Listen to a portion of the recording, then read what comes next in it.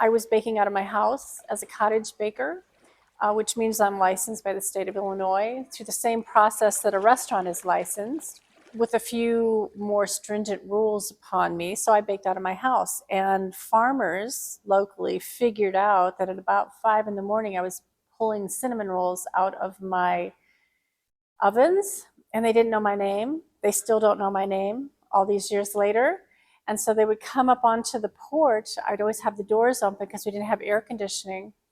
And they would they would come up to the screen door and yell in there, "Hey, bread lady, do you have any cinnamon rolls?" So I became the bread lady. I am still the bread lady, and they don't know my name. And I'm fine with it. So.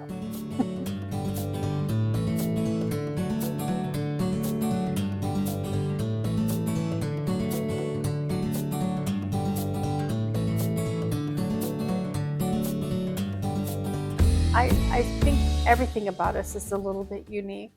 The building itself is a novelty. For such a small town to have something this beautiful is special. This whole facility was someone else's dream. I want to say 14 years ago or so. And they had selected the name Donnybrook, which I actually think is sort of an ornery name. I think it means shenanigans of some sort. A Donnybrook is maybe ornery behavior, I think. And I knew that everyone knew this building. This building is exquisite because it was built by local people. Everything in this building, everything down to the tables, were created by local artisans and local contractors. And I just wanted to give this building its due, and I didn't want to change the name completely, so everyone knew where Donnybrook was. So the bread lady at Donnybrook Corner made sense to me. But that's why we kept the name Donnybrook, because it was the original thought by the original people who built the building. Yeah, my name is Kathy Sipes, and we moved here 15 years ago from Southern California to a tiny town in Illinois, and we've never regretted it.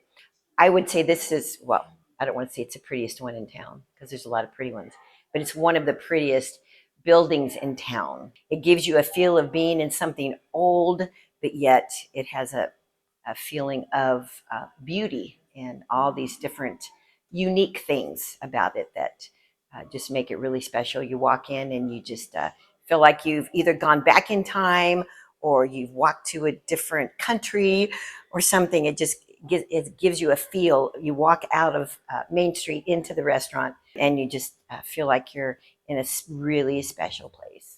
Well, I am a farm-to-table baker and chef, which means I'm a part of an alliance in the state of Illinois. We've worked really hard on bringing healthy foods to schools, making farm food accessible to people in Illinois. We've written laws, changed laws, introduced new concepts that the Senate has kind of grasped onto to understand the value of healthy foods. And COVID opened the door to that, honestly, because we found food deserts where there just was not access to anything. And so we're working on the idea of, does everybody have access to fruits and vegetables? Does everyone have access to certain qualities of food? Well, no, they don't. And COVID exposed that and also helped channel our thoughts on, well, how do we fill some of these gaps? Because I worked on that legislation for so long, I wanted to incorporate it into my brick and mortar, of course, which means I don't really have processed foods. So I work really hard every week to come up with a menu. It changes daily, to find fruits and vegetables. Even though not everyone likes vegetables, I find sneaky ways to work vegetables into everybody's diet. We make our breads fresh every day. Everything is from scratch. The grains are mixed here. We come up with our own original recipes using the legacy baking recipes from my grandmother in her old school ways of doing things. It's just a way to bring some interesting foods to people that are healthy while also using as much local agriculture as we possibly can, in keeping with the laws that we've tried to change all along to help folks feel good about the food they're eating.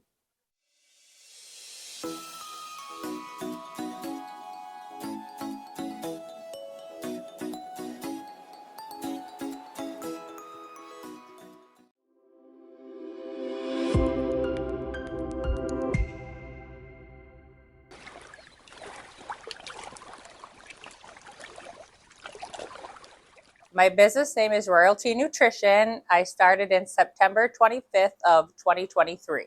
My name's Christina Cortez, and I started this business because I've always had to watch my weight. I was always into fitness. I ended up going into tons of nutrition clubs, and I finally found my favorite, which got me hooked, was a watermelon cooler.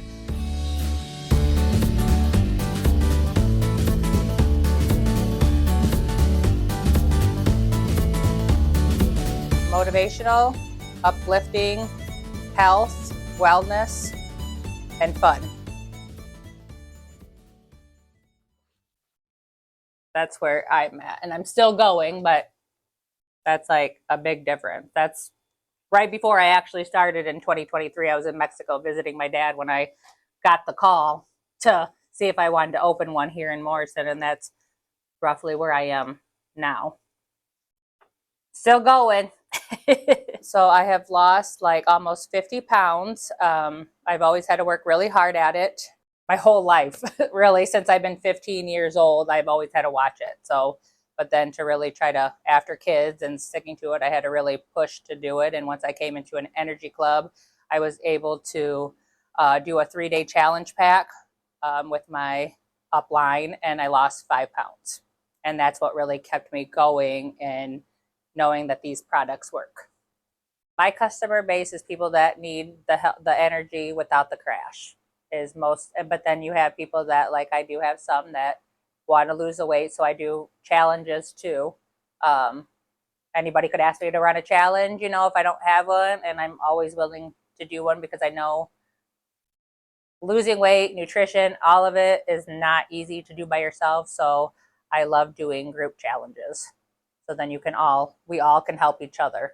Challenges is normally you have to do something with the products, and we weigh in the first day. I always have people take pictures of themselves because, let's face it, you know, the weight doesn't change all the time, but the inches do. I have them fill out a sheet, let me know what their goal is. And then for however long, I could do 1 week, I could do 3 days, 21 days, a month, you know, then every day we get in a group chat and we'll have to all communicate on how well we're doing and just, you know, be honest with it. Try to get, you know, at least one workout, your meals, your shakes, and all that. Health is wealth, you know, and nobody wants to do it by themselves. I love it. I love just helping people because I know it's not easy and it's hard to do it alone. Whatever. And I'm like, well, Christina can answer this. I'm like, I rotate between 4 of them. I'm Angie Vanderven, and I am just a frequent customer of Royalty Nutrition. I fell in love with Christina's products and drinks and everything. I was a avid pop drinker and coffee, which I still like coffee, but I like that there's a hydration feature to these. I like the nutritional value. Like, I'm not just drinking something with empty calories or no nutritional benefit. And I feel like it gives me caffeine boost, but I don't have the caffeine crash. I don't get a headache, but I really feel hydrated and energized in a good way, but there's no shakiness. And I like the overall vitamins. I usually get a drink with hydration, green tea, collagen, and then just different flavors or whatever. But I don't feel like I'm missing anything taste-wise, and it doesn't have an aftertaste.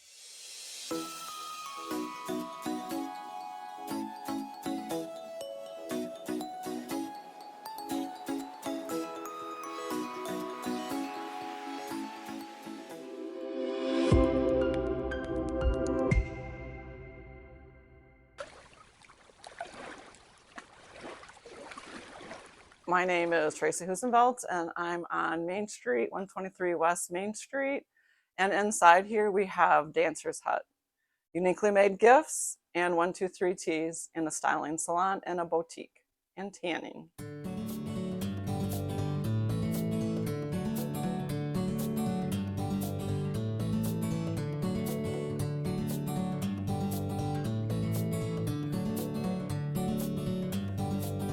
So when you first come in, it's uniquely made gifts where people rent the spots and put their craft in. All their sales are theirs. So they can display whatever they like from their crafts. We have jewelry, flower arrangements. Some of them will do with flowers. We have Longaberger baskets, and then wood, and they make things out of the wood, bunnies and things that come along, like Easter's coming. So we have a lot of bunnies and spring things. And then we have one gal that is wrought iron. So she bends and welds the wrought iron and makes daisies. We have another jewelry lady that ties with rocks and stones, cups, tumblers. Another one does the tumblers.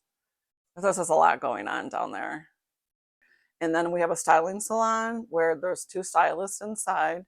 And then we also, on the other side of the building, we have Dancer's Hut, which is dance clothes, shoes. And then we have 123 Teas there as well. And we have t-shirts where you can buy from Morrison Sports, from softball, baseball, and so on. And then up on the second floor, we have tanning. And then we have 4 tanning beds. And then on the second floor, we also screen print. So we can customize t-shirts as well. Or actually t-shirts, hoodies, koozies, all kinds of things. So from making koozies, we screen print this like 2 colors, 3 colors, all kinds of screen printing we can do. And then we customize, we can do from the artwork to then putting it on the t-shirt. We do all the stuff right here in-house. We don't source it out. We do all the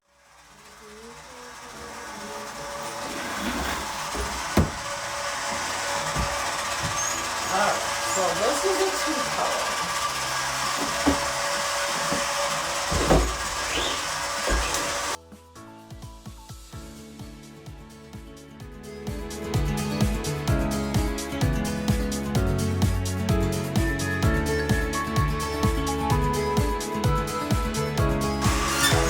So like this is a 2-color.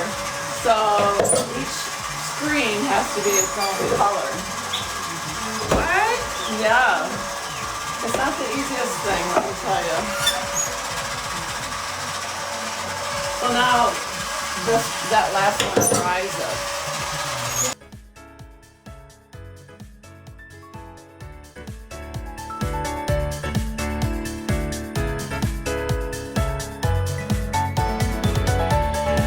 This goes into this. Then you lay this down on this, it like burns it into this. Yeah.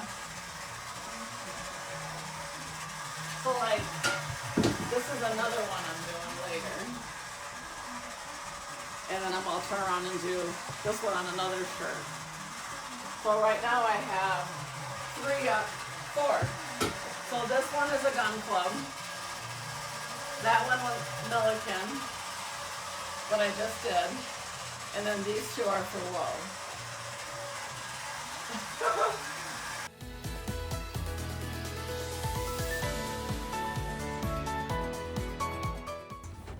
So this is called the dark room.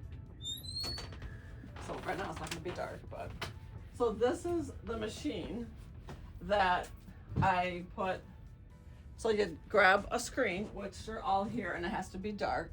So that's why I have to have different lighting. So this lighting. So then you take a screen, you lay it down, and then you lay your artwork on it. Then you set it over here, and these are special lights. And then you cover everything up.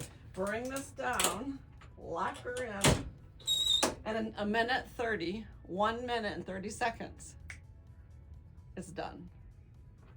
Lift it up, take your screen out, and then you go down to the washroom and you blow it out, and just the artwork runs away. Just the artwork, just then the emulsion comes away from the artwork. It's amazing.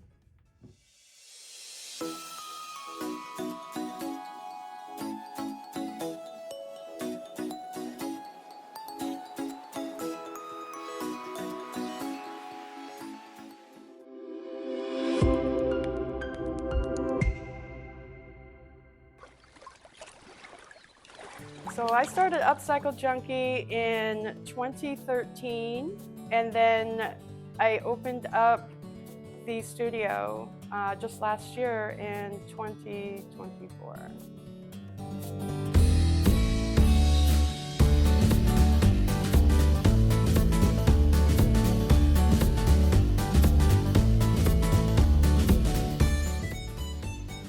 Upcycle is where you would take an item and repurpose it into a different item, not for its original purpose. Recycling is you take a tin can and you melt it down and you make another tin can. Well, this is, I'm going to take that tin can and I'm going to make an owl out of it and use it as a garden decor, and you can do a pinwheel out of it. You can do a lantern out of it. And that's what upcycling is. You can use any medium. I tend to use natural items such as paper and metal and wood and plants.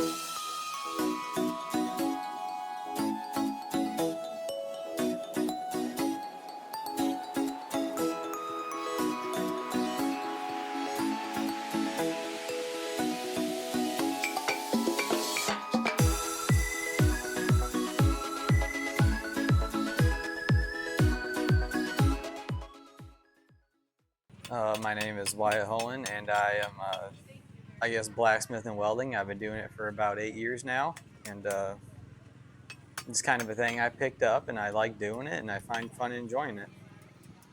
So my business name is Wildberry Forge, and I'm out of Morrison, Illinois. I do live demonstrations. I try to when I can, either with a live coal forge, physically making stuff, making noise out there while I'm selling stuff, draws an attention too. People love to see it. Usually I stick with little projects, keychains or hooks, I make hooks. This is out of 5/16 square stock. I cut it to about, I think, 6 inches. First thing I do, I hammer out the end of it here, curl it over, put it back in the forge, make the actual hook part of it. Get that done, put up in the vise, clamp it, twist it, then hammer out this end, and then drill it. People love to buy them. Probably the most frequent thing I make is hooks. Anything from hanging coats, jackets, extension cords, half an engine block. I saw that one once. It was hanging up on the wall. Derby car buddy had half an engine block hanging off of it. Keys. I don't know, whatever you can use a hook for. Just decorative, and it tells a story, I guess. That's what I've heard. Blacksmithing is a dying art, and it's just kind of, I guess people get excited over it because somebody's so young doing it. I quite enjoy it myself. I started doing it for myself, really. Then just kind of people started liking what I did and buying it. As the modern blacksmith, welding is a part of it, and so kind of had to learn that. And it let me grow a lot to be able to do more things, fix more of my own things, and create more better projects. And I am here now making artsy-fartsy stuff and just other knives and projects. And I make custom tools, artwork, functional pieces of art sometimes, and just art by itself, welded flowers. It's like some of these up in here, and just, people buy it and I make it, so and I enjoy doing it. Through Facebook, Mom said something to me about it, and then I kind of just went down there, introduced myself to Melissa here, and threw my stuff down here, and it's been history ever since. So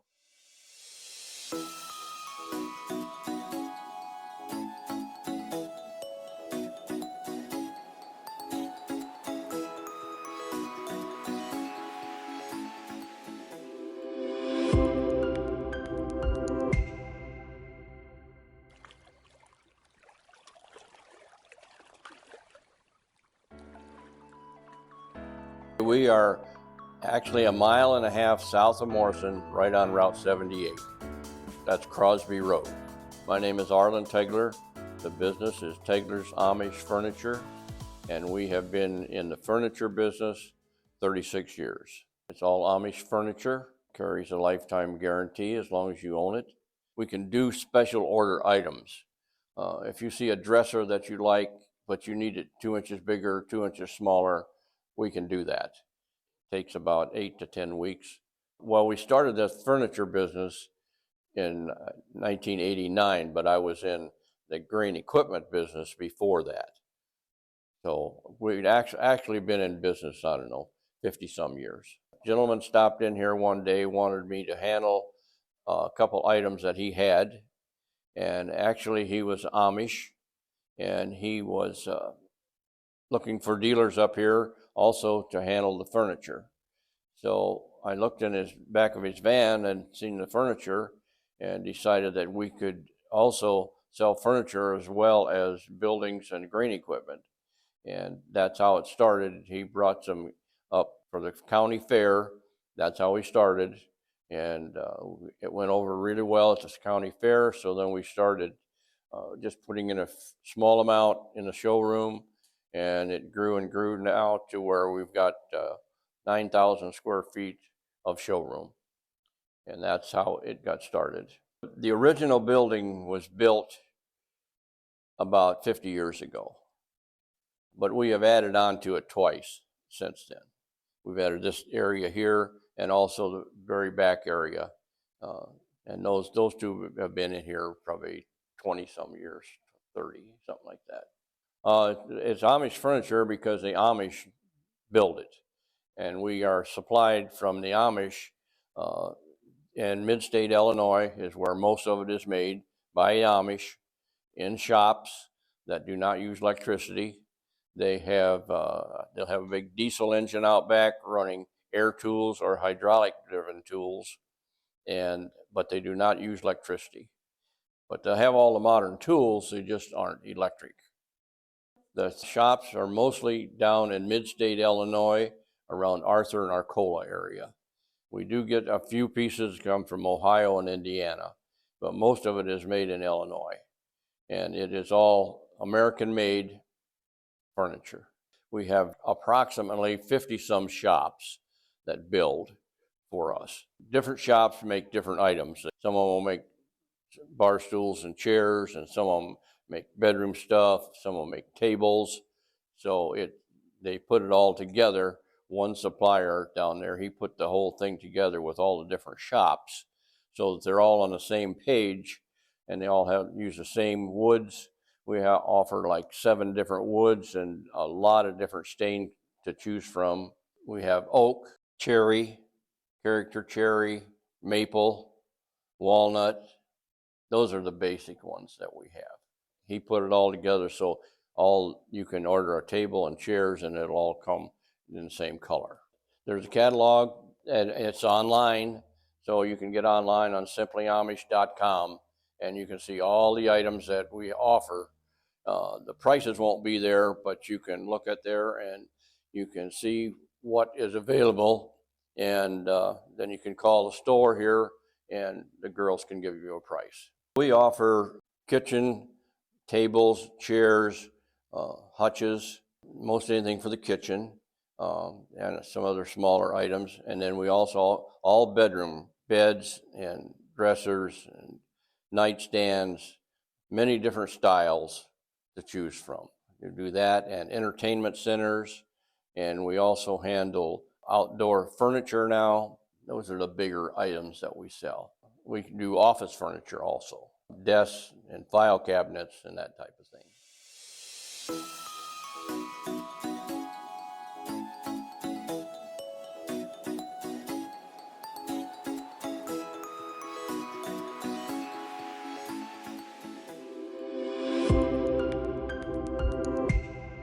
Morrison Tire Center, which is what it's been, I want to say 1983 is when Gene and Randy started it, and then I took over in 2021. So this will be my 5th year, going on my 4th or 5th year, 2020 or 2021.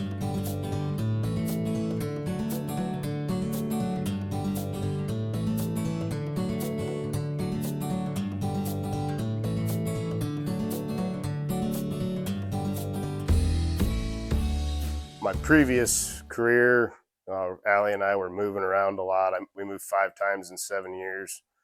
We've got 3 kids, and our oldest is 6, will be 7. Just was time to settle down a little bit, have more support. You know, we moved all over Iowa and into Omaha, and just needed more consistency in our lives and more a village, as Allie says, a village to help raise our kids and support. So, yeah, mostly family. My name is Craig Sipes, and I am the pastor of the Brethren in Christ Church in Morrison.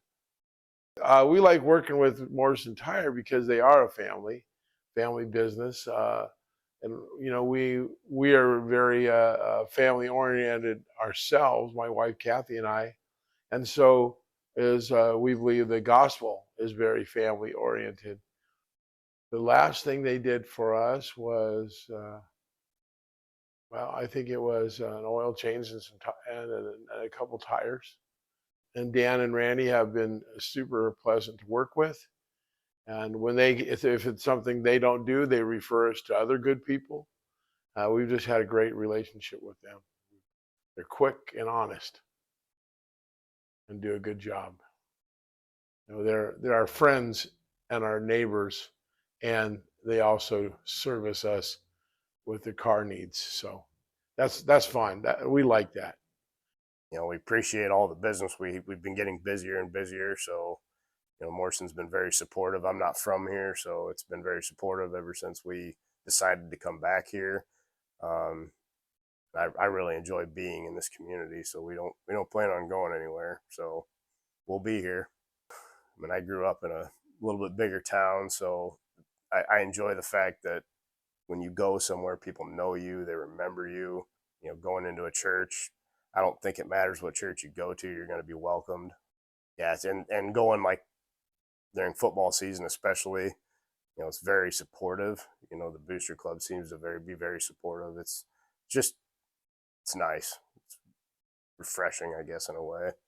It doesn't take me 15 minutes to go across town, you know. I mean, Sundays are for church and family. I like that. There isn't a lot going on. Not a lot of distractions. You know, my kids, they get more one-on-one attention at school, it seems like. You know, it seems like the classes are getting bigger, but that's everywhere. And when my kids go places, like they know the people that are there. I can trust them. I know them. You know, it's just a nice community.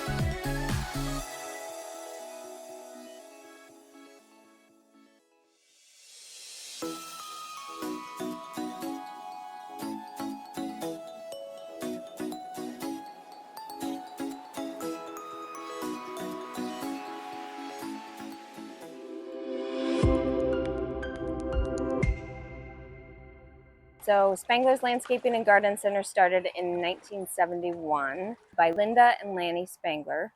And then Jim Spangler and myself took it over in 2024.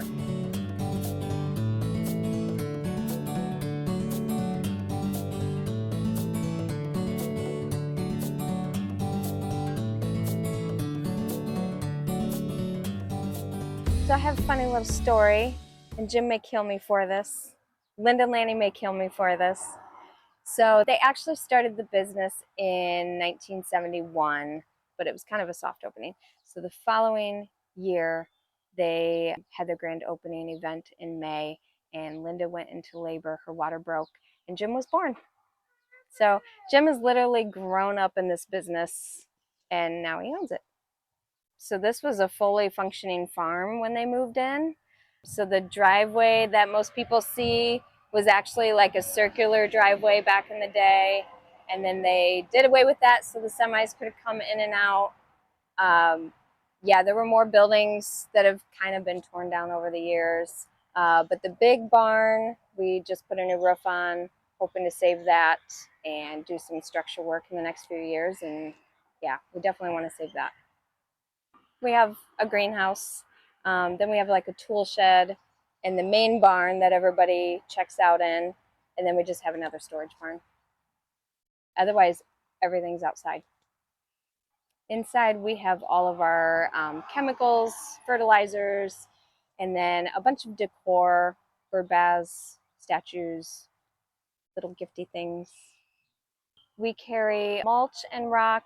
We also do bag dirt, manure, cobblestones. So a lot of people will get cobblestones and boulders to put around, you know, as edging, or if they have ponds and they want cobblestones. We carry everything from perennial flowers and annuals to flowering shrubs, non-flowering shrubs, vines, trees, evergreens, flowering trees, fruit trees, small fruits, roses, butterfly bushes. Yeah. Our number one seller is probably the most boring plant. Arborvitae. Green evergreen. But people buy them for privacy fences and stuff like that. Yep. Probably our next top seller, hydrangea trees are a big one, and hydrangeas in general. So we offer full landscaping, or just if you buy a rose bush and you want us to plant it, we'll come plant it. Our staff is very knowledgeable. We try really hard to train all the new staff too.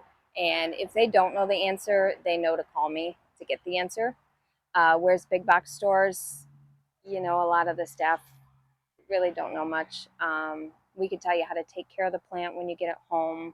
We have lifetime support. So if, you know, 10 years from now, whatever, you have a problem with your tree or your shrub, just call us. We'll give you advice. I'm full of plant knowledge. Actually, I'll tell you one other little bit that most people don't know. So early in the spring, when we have frost, if we have any plants out here that have leaves on them, we have to protect the leaves from the frost, and it won't kill them, but it stunts them and then makes them look ugly, and then people don't want to buy them. And then it takes several weeks for them to regrow new leaves. So Lanny used to do this process. It's a very old process that farmers used to use, and it works fantastic.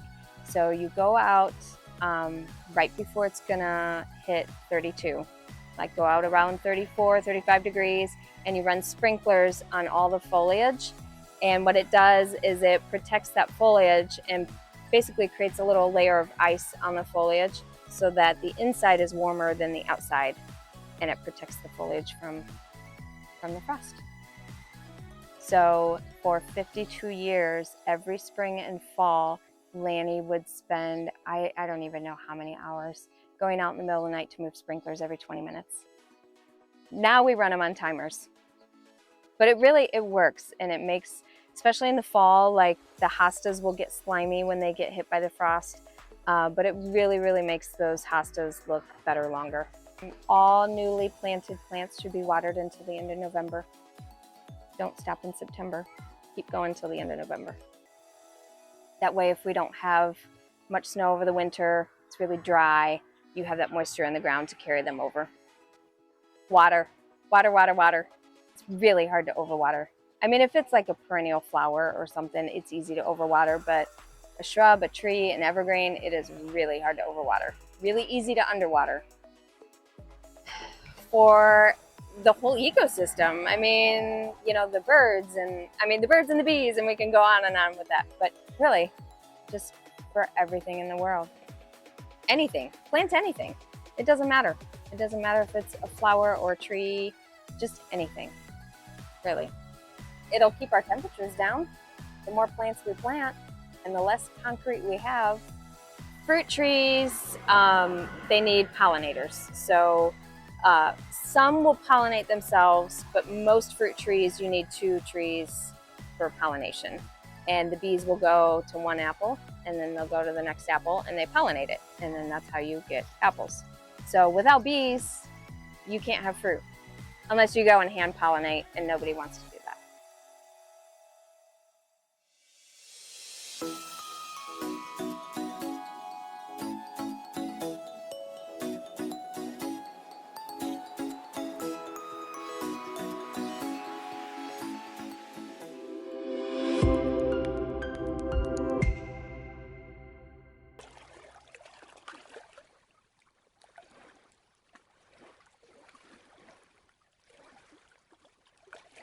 We are the Carpet House, established November 1st, 1999. So a lot of times people wonder, why are you closed on Oh, Thursdays? So you have to remember, we're 25 years old. We've been in the community forever. So back in the day, all of the businesses got together in Morrison, and they would Yes, the Oh, men. of course, that's very true. Because they wanted to go golfing on Thursdays, Right. and so they set up this all closed on routine Thursday. of closing on Thursdays. And when we took over the business, that was just the norm in Morrison. Was everyone knew that everybody was golfing on Thursdays. So we were closed, and now we've just adopted it, and people are used to it. But no businesses on Morrison really do that anymore. And I think it's kind of funny, you know, a lot of that is because we've been in the community so long, we just adopted that policy. Remember when we had a Bournemouth shoe store, Kim Apparel? Oh, They were all closed on Thursdays. they were all closed on Thursdays. Because they all went golfing together. And can you imagine that conversation, like what, 30, 40, 50 years ago? Hey, you know, they were probably at the bar or something, all hanging out. Like, we should close on Thursdays So we can all so go we can all golfing. go golf. I can just see all the guys doing it. Like, that's so funny. Okay, let's do it. And that's the small town community stuff that you just kind of laugh at and go, Right. well, of course. Why wouldn't we be closed on Thursdays?